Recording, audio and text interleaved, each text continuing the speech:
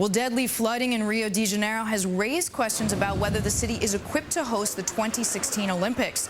The floods triggered mudslides that killed at least 95 people. More than 1,400 others were chased from their homes. The flooding caused a power outage in the neighborhood where almost half the Olympic events will be held. There's been 11 inches of rain in Rio since Monday, and more is expected today. The mayor said that Rio's level of readiness to deal with the rain was, quote, less than zero.